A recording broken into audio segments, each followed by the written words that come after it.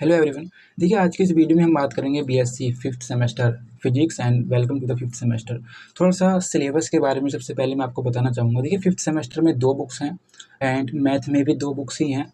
तो कौन कौन सी 2 बुक्स हैं? देखिए, सबसे पहली बुक्स है classical and statistical mechanics and second is quantum mechanics and spectroscopy. 2 books आपकी यहाँ पर हैं।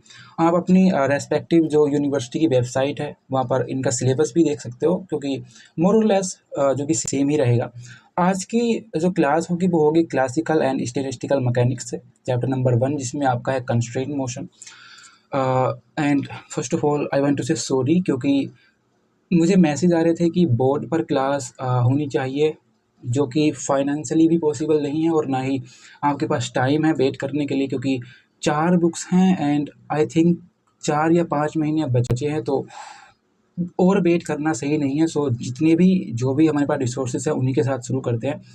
एंड लेट्स स्टार्ट विद आज का टॉपिक रहेगा चैप्टर नंबर 1 से क्लासिकल एंड स्टैटिस्टिकल मैकेनिक्स। जैसा कि मैंने कहा, टॉपिक है constraints and it's type.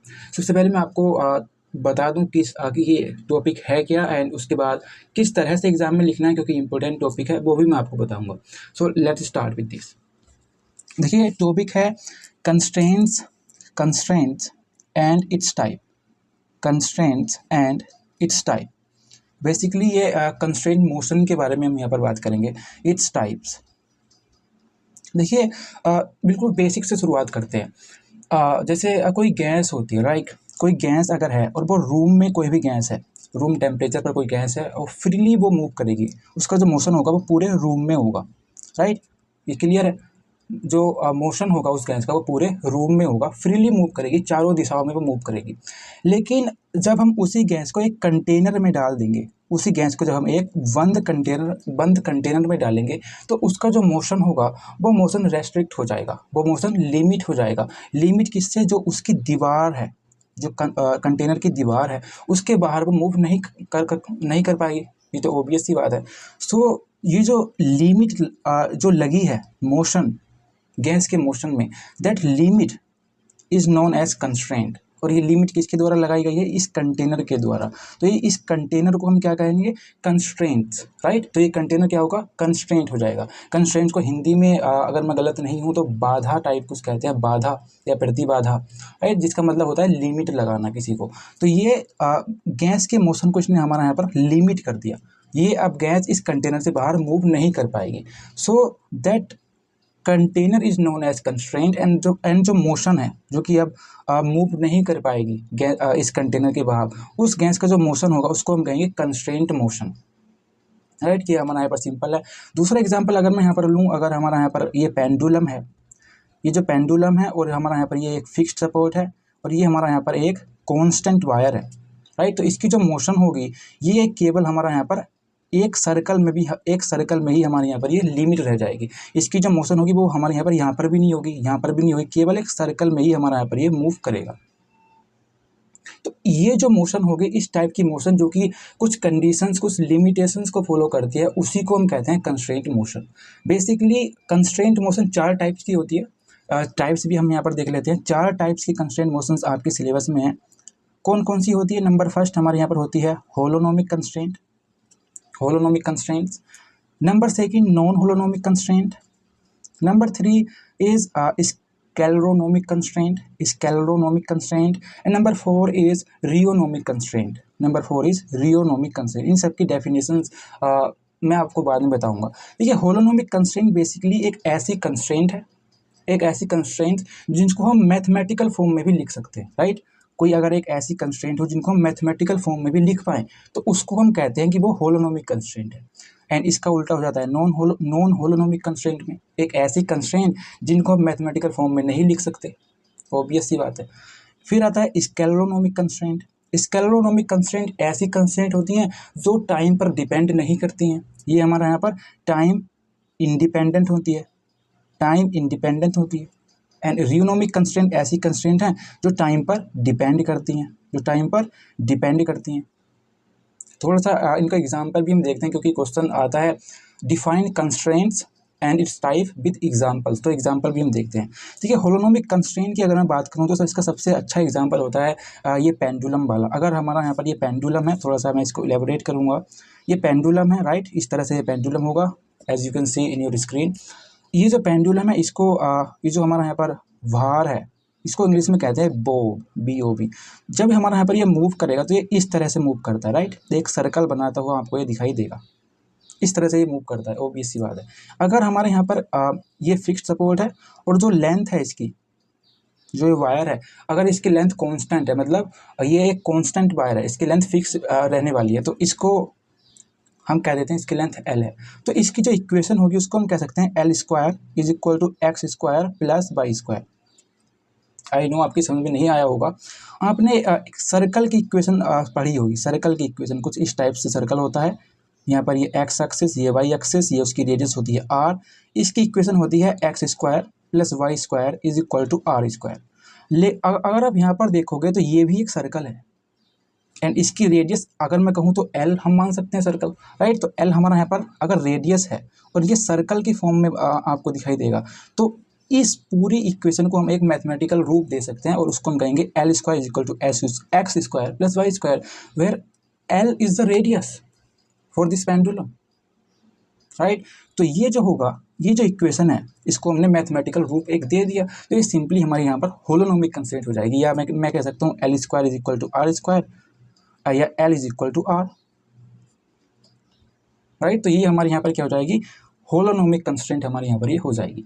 Similarly non holonomic constraint, ये क्या होता है, इसको हम मैथमेटिकल रूप नहीं दे सकते हैं। लाइक फॉर एग्जांपल अगर मैं यहाँ पर कहूँ कि एक सॉलिड स्फीयर है, ये हमारा यहाँ पर सॉलिड स्फीयर है कोई, और कोई पार्टिकल इसकी सरफेस पर मूव कर रहा है। रिमेंबर ये एक सॉलिड स्फीयर है, कोई पार्टिकल इसकी सरफेस पर मूव कर रहा है, तो दैट ऑब्वियस सी बात है वो इसके अंदर मूव नहीं कर पाएगा, उसकी मोशन को लिमिट कर दिया गया है। दैट मीन्स वो ये हमारे यहाँ पर कंस्ट्रेंट मोशन होगी, ये तो ऑब्वियस सी बात है। अब कंस्ट्रेंट मोशन में हमको ये प्रूफ करना है कि ये नॉन होलोनोमिक कंस्ट्रेंट है, तो ये हमारे यहाँ पर इसके अंदर मूव नहीं कर पाएगी, तो ये कंस्ट्रेंट मोशन है।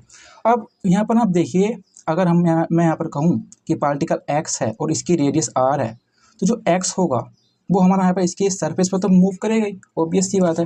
तो x is equal to r, लेकिन क्या वो इसके अंदर मूव कर पाएगा क्या, बिल्कुल भी नहीं कर पाएगा, क्योंकि the particle is surface on the sphere and ये सॉलिड स्फीयर है, तो इसके अंदर वो मूव नहीं कर पाएगा। यानी कि जो x होगा, लेकिन वो इसके बाहर मूव कर सकता है, वो इसके बाहर मूव कर सकता है। x जो होगा वो इसके बाहर मूव कर सकता है। या इसको अगर मैं मैथमेटिकल रूप देने की कोशिश करूँ तो ये हो जाएगा x is less than equal to r, x is greater than, right, r से बाहर ये मूव कर पाएगा, इसकी रेडियस से बाहर ये मूव कर पाएगा, राइट, यहाँ पर ये मूव कर पाएगा। तो एक्स इज ग्रेटर देन और equal to r, x is greater than equal to r. That means ये जो इक्वेशन है इसको हम इक्वेशन नहीं कहते हैं, 6th सेमेस्टर में आपको पता चलेगा, ये होती है इनइक्वलिटी, राइट। तो ये इसको हम मैथमेटिकल रूप में नहीं लिख पाए, दैट मीन्स ये हमारे यहाँ पर नॉन होलोनोमिक कंस्ट्रेंट है। मैथमेटिकल रूप में सिंपली जब भी कहूँगा तो एक जो इक्वेशन है, राइट, उन्हीं की मैं यहाँ पर बात करूँगा, इक्वेशंस की। ये इक्वेशंस नहीं है, इनको हम कहते हैं इनइक्वलिटी। 6th सेमेस्टर मैथ पूरा इनइक्वलिटी पर बेस्ड है, डिटेल में उन पर हम बात करेंगे। तो ये हमारे यहाँ पर क्या होती है, इनइक्वलिटी होती है, तो इनको हम मैथमेटिकल रूप नहीं दे पाए, मैथमेटिकल इक्वेशन में नहीं लिख पाए। दैट मीन्स ये हमारे यहाँ पर नॉन होलोनोमिक कंस्ट्रेंट है। फिर आ जाते हैं हम स्केलरोनोमिक कंस्ट्रेंट पर।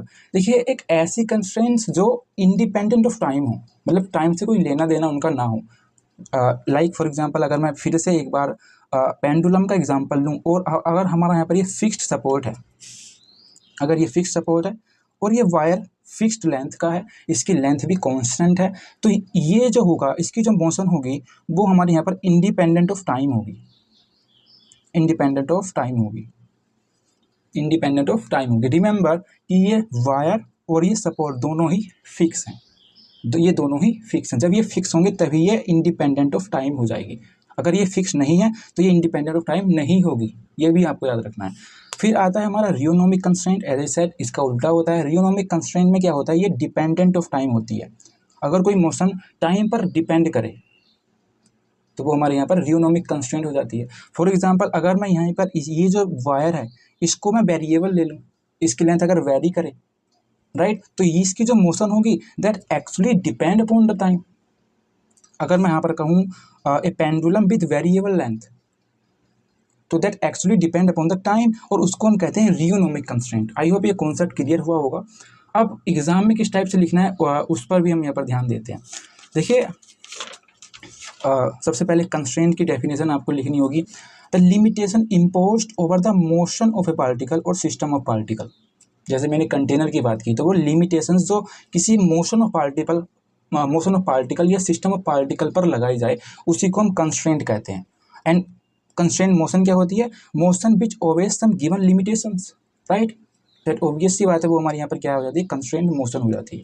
For example, in case of simple pendulum, its bob means भार, its bob always remains at a constant distance from the point of suspension, right. ये जो होगा ये हमेशा इस सर्कल के दायरे में ही रहेगा, ये ना यहाँ पर होगा ना यहाँ पर होगा, तो ये कुछ गिवन लिमिटेशंस को फॉलो करेगा। तो ऑब्वियस सी बात है, वो हमारे यहाँ पर कंस्ट्रेंट मोशन होगी, right. In case of simple pendulum, its bob always remains at a constant distance from the point of its suspension.